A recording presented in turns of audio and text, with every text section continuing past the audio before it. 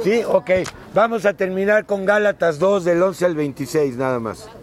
La doble vida de Pedro, del 11 al 21 del capítulo 2. Aquí vamos a ver a la doble vida de Pedro, porque hay muchos que tienen doble y triple vida, ¿verdad? Van a iglesias católicas, soy católico. Van a iglesias cristianas, soy cristiano. Van a los mormones, soy mormón. Van a los alcohólicos anónimos, soy AA. A donde vayan les hablan con su lenguaje, así es, hermano. Gálatas 2 del 11 al 21. Y eso que Pedro conoció a Yeshua y Pablo no, y resulta que Pablo tiene más revelación que Pedro. Acá lo vamos a ver. Dice aquí que Pablo reprende a Pedro en Antioquía, o Antioquia, como quieras. Pero cuando Pedro vino a Antioquía, ya sabemos que hay Antioquías en todas partes del mundo, ¿verdad? En Colombia, en Turquía, ok, en México al rato ya también, hermano. Le resistí cara a cara, dice Pablo acerca de Pedro. Bueno, no era cualquier cosa, Pedro estaba considerado, así es, no hombre, aquí está Pedro, aquí está el jefe. El segundo después de Jesús. Ok, dice Pablo que le resistió cara a cara a Pedro porque su actitud era de condenar. ¿Cuál era la actitud de Pedro? Doble cara, simulación. No puedes cambiar el discurso con unos de una manera, con otros de otra. Pórtate de una pieza. Ok, hermano. Pues antes que viniesen algunos de parte de Jacobo, ¿cuál Jacobo? El hermano de Jesús, hermano Santiago, que según Hechos 15 lo nombraron el primer jefe del concilio, lo cual para mí es aberrante, ¿verdad? Porque eso es nicolaísmo. Ahora que si tú quieres creer en eso, pues allá tú. Mi regla es Mateo 23 del 8 al 12.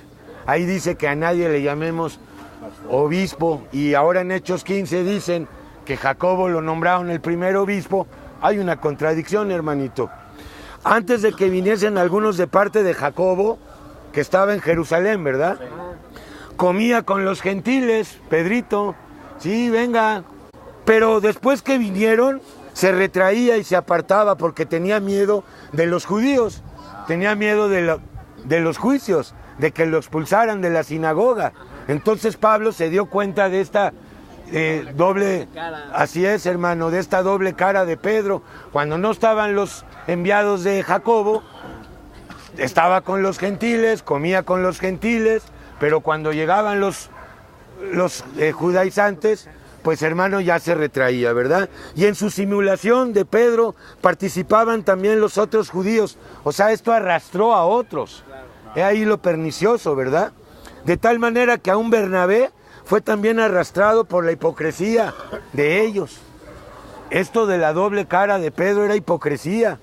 Ok, hermano. Pero cuando vi que no andaban rectamente conforme a la verdad, conforme a la ley de la libertad, dije a Pedro delante de todos: si tú siendo judío vives como los gentiles y no como judío, ¿por qué obligas a los gentiles a vivir como judíos? Si tú siendo judío vives como los gentiles, comes como los gentiles, ¿por qué le dices a los judíos, a los gentiles, que guarden la ley? Ahí está la contradicción. Nosotros, dice Pablo, judíos de nacimiento y no pecadores de entre los gentiles. Pero bueno, esta expresión es un poco lamentable, ¿verdad? Porque no hay pecadores del tipo de los judíos y pecadores al tipo de los gentiles. Todos, así es, hermano, ok.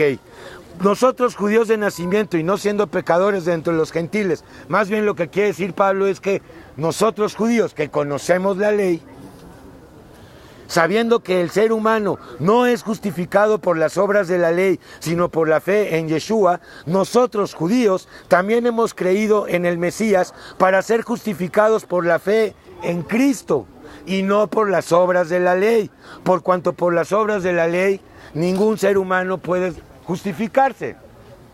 Esto es muy importante para los judíos, pero también para los no judíos, porque también hay no judíos, o sea, gentiles, que se tratan de justificar Por su propia ley. Propia ley personal. Su ley personal, no es la de Moisés, es su ley personal.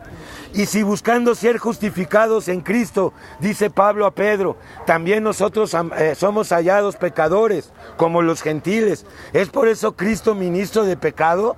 En ninguna manera. Si las cosas que destruí las mismas vuelvo a edificar, transgresor me hago. ¿A qué se refiere con esto?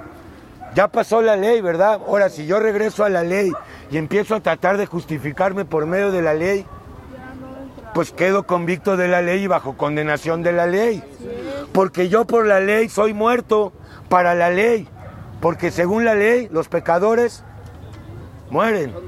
Pero según la ley de vida en Cristo, son justificados.